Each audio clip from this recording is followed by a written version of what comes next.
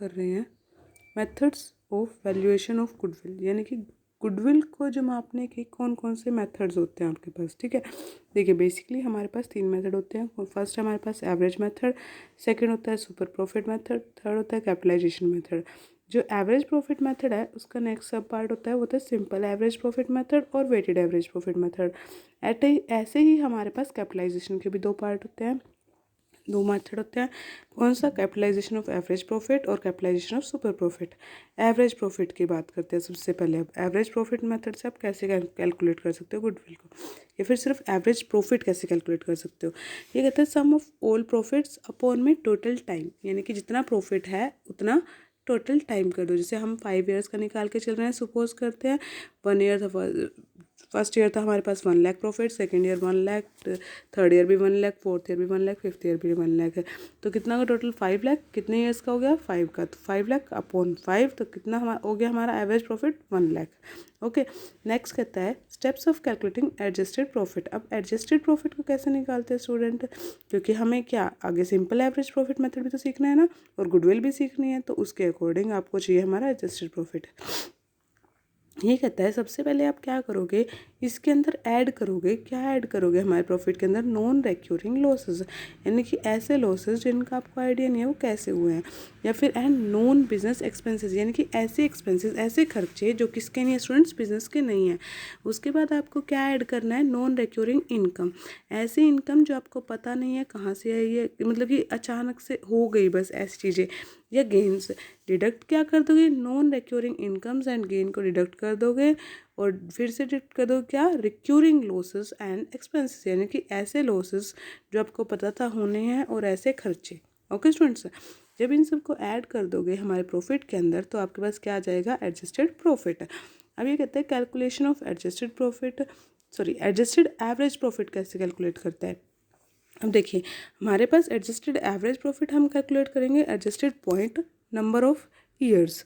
Okay, ये कहते हैं आप गुडविल कैसे कैलकुलेट करोगे, average profit into number of years purchase, यानी कि जितने ईयर एवरेज प्रॉफिट जो आपके पास आया है उसको मल्टीप्लाई कर दोगे कितने नंबर ऑफ ईयर्स में आपने उसको परचेज किया था। ओके स्टूडेंट्स, तो आपके पास क्या निकल के आ जाएगी, आपकी गुडविल निकल के आ जाएगी। नेक्स्ट आपके पास आ गई वेटेड एवरेज प्रॉफिट। ये कैसे कैलकुलेट होता है, ये इसको करते हैं हम लोग स्टूडेंट्स स्टेप फर्स्ट, यानी कि सबसे फर्स्ट स्टेप क्या है इसका, multiply each year profit with the respective number of weightage, यानी कि जो आपको वेट्स दिए गए हैं उसको हर साल के प्रॉफिट से आप क्या कर दो, मल्टीप्लाई कर दो। स्टेप 2 क्या आता है, टोटल वेट्स निकाल लो। स्टेप 3 होता है हमारे पास goodwill weights average profit into एग्री नंबर ऑफ एवरी ईयर, यानी कि आपके पास जो ईयर परचेज हैं उसको कैलकुलेट करो। देखो हमने एग्जांपल ले रखा है, जैसे कि हमने पहले क्या लिख लिया, हमने पहले लिख लिया कि हमारा फर्स्ट ईयर प्रॉफिट इतना था, सेकंड ईयर का इतना था, थर्ड ईयर का इतना था, उसके बाद हमने लिख लिया वेट्स। अब इन दोनों का मल्टीप्लाई करोगे तो आपने देखा कि हमारे पास टोटल गुडविल तो सॉरी प्रॉफिट एवरेज प्रॉफिट तो कितना है, इतना आया और ये इतना आया। तो हम वेटेड एवरेज प्रॉफिट को निकालने के लिए क्या करेंगे, 3,17,200 अपॉन में 1,510 की डिवाइड कर देंगे, हमारे पास आंसर निकल कर आ जाएगा। ओके, नेक्स्ट करते हैं हम सुपर प्रॉफिट कैसे निकलते हैं। ये कहते हैं गुडविल सुपर प्रॉफिट इनटू में नंबर ऑफ ईयर परचेज, यानी कि जो भी आपके पास सुपर प्रॉफिट है उसको क्या कर दोगे, नंबर ऑफ ईयर्स परचेज से मल्टीप्लाई कर दोगे तो आपका गुडविल निकल आएगा। अब कहते हैं सुपर प्रॉफिट कैसे निकालें, भाई अभी तक सुपर प्रॉफिट तो सीखा ही नहीं हमने निकालना। ये कहते हैं एवरेज प्रॉफिट माइनस में नॉर्मल प्रॉफिट, यानी कि जो भी आपके पास एवरेज प्रॉफिट है आपका उसको माइनस कर दो किससे, नॉर्मल प्रॉफिट से, तो आपका निकल के आ जाएगा सुपर प्रॉफिट। नॉर्मल प्रॉफिट किसको बोलते हैं, normal profit is equal to में इन्वेस्टमेंट कैपिटल एम्प्लॉयड, यानी कि जो भी आपके पास इन्वेस्टमेंट है, इन्वेस्टमेंट क्या होती है, कैपिटल एम्प्लॉयड होती है स्टूडेंट्स, इनटू में हमारे पास multiply number of rates of return upon में 100, ऐसे निकालेंगे हम लोग normal profit. Normal rate of return कैसे निकालोगे, the rate of return which a investor expect of his investment, यानी कि ऐसी रेट ऑफ रिटर्न स्टूडेंट्स जो हमारे पास, जो हमारा इन्वेस्टर है उसने हमारे अंदर हमारे बिजनेस में पैसा इन्वेस्ट किया है, तो जो रेट ऑफ इंटरेस्ट वो मान के चल रहा है उसको मिलेगा प्रॉफिट का, उसके पास पैसा आएगा, वो होती है हमारे पास normal rate of return. Capital employed कैसे निकालते हैं, फिक्स्ड एसेट प्लस में ट्रेड इन्वेस्टमेंट प्लस में करंट एसेट और प्लस में एसेट्स आपके पास जो भी है, ठीक है। क्या हो गया, फिक्स्ड एसेट प्लस में ट्रेड इन्वेस्टमेंट, प्लस में कैपिटल एसेट है। माइनस क्या क्या कर दोगे, डिबेंचर्स जो भी आपके पास है उनको माइनस कर दोगे, जो अभी आपकी करंट लाइबिलिटीज़ है उनको माइनस कर दोगे। ओके स्टूडेंट्स, और अब क्या हो जाएगा, इसको करके देखें तो टोटल एसेट्स माइनस में आउटस्टैंडिंग आउटसाइडर्स लाइबिलिटी, यानी कि जो आपके बिजनेस से बाहर की लाइबिलिटीज़ है, दायित्व जो आपको पे करनी है। फिर उसके बाद क्या निकल के आ गया, आपकी कैपिटल एम्प्लॉयड निकल के आ गई। डिफरेंस कर लेते हैं बेसिकली एवरेज प्रॉफिट और सुपर प्रॉफिट में क्या होता है। मीनिंग के according average profit this is the average of last few year profit divided number of years, यानी कि कुछ पिछले सालों का एवरेज प्रॉफिट होगा और उसको आप नंबर ऑफ ईयर से क्या कर दोगे, डिवाइड कर दोगे। अब हमारा सुपर प्रॉफिट कैसे निकलता है, this is the excess of average profit over normal profit, यानी कि एवरेज प्रॉफिट के ऊपर जो एक्सेस होता है, जो एक्स्ट्रा होता है स्टूडेंट्स, वो होता है हमारा सुपर प्रॉफिट। अब गुडविल कैसे कैलकुलेट करेंगे हम एवरेज प्रॉफिट मेथड के अंदर, average profit multiply by number of years purchase, यानी कि एवरेज प्रॉफिट को किससे मल्टीप्लाई कर दोगे, नंबर ऑफ ईयर परचेज से। और सुपर प्रॉफिट के अंदर कैसे कैलकुलेट करें students sorry, super profit into में नंबर ऑफ ईयर्स परचेज, ऐसे हमारे निकल जाएगी सुपर प्रॉफिट मेथड से गुडविल।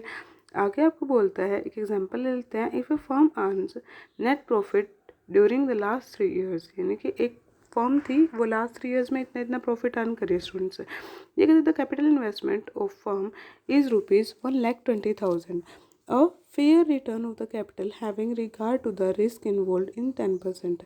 ये कहता है जो भी आपकी फर्म के अंदर कैपिटल इन्वेस्टमेंट थी वो कितनी थी, 1,20,000 थी। एक फेयर रिटर्न जो मिल रहा था कैपिटल के ऊपर, उसके अंदर रिस्क इन्वॉल्व था स्टूडेंट 10% का। ये कहता है calculate the value on the goodwill, goodwill की वैल्यू आपको कैलकुलेट करनी है on the basis of 3 years of purchase of super profit from the last year, यानी कि 3 सालों के सुपर प्रॉफिट के अकॉर्डिंग आपको करनी है। ओके, सुपर प्रॉफिट कैसे निकालते हैं, इज इक्वल टू में एवरेज प्रॉफिट माइनस में नॉर्मल प्रॉफिट। और नॉर्मल प्रॉफिट कैसे निकालेंगे स्टूडेंट, कैपिटल एम्प्लॉयड माइनस में net rate of return upon में 100। तो सबसे पहले हम निकालेंगे नॉर्मल प्रॉफिट हमारे पास, तो हमारे पास देखो कैपिटल इन्वेस्टमेंट जो होती है वो होती है कैपिटल एम्प्लॉयड, तो कैपिटल एम्प्लॉयड आपके पास कितनी होगी, 1,20,000 माइनस कर देंगे नेट रेट ऑफ रिटर्न, कितने रेट ऑफ रिटर्न का इसका 10% का, 10 अपॉन में 100, इसको निकालेंगे तो आपके पास 12,000 आ गया ये। ठीक है, नेक्स्ट बोल रहा है आपको एवरेज प्रॉफिट निकालो। अब एवरेज प्रॉफिट निकालने का फॉर्मूला हमने सीखा था, क्या था, जो हमारे पास टोटल प्रॉफिट है अपॉन में कितना नंबर ऑफ ईयर्स, तो टोटल प्रॉफिट आपको पास कितना था, कैपिटल एम्प्लॉयड कितनी थी 1,20,000 अपॉन में 3, तो एवरेज प्रॉफिट आपका कितना आ गया 40,000। अब सुपर प्रॉफिट निकाल दें, कैसे निकालेंगे, 40,000 माइनस में 12,000, हमने पढ़ा था ना एवरेज प्रॉफिट माइनस हमारा नॉर्मल प्रॉफिट क्या हो जाता है सुपर प्रॉफिट, तो 28,000 हमारा सुपर प्रॉफिट हो गया। अब गुडविल तो बहुत ईजी हो गई निकालनी, गुडविल क्या करेंगे, super profit multiply number of years purchase, sorry number of years, तो हमारा गुडविल सुपर प्रॉफिट कितना होगा स्टूडेंट, 28,000 मल्टीप्लाई में 3, तो आपकी गुडविल कितनी होगी 84,000। ओके स्टूडेंट्स, आज के टॉपिक यहीं पे एंड करते हैं। आई होप कि आपको समझ आया होगा, अगर आपको समझ आया है तो आप प्लीज़ चैनल को सब्सक्राइब करें और वीडियोस को लाइक करें। Thank you and have a nice day.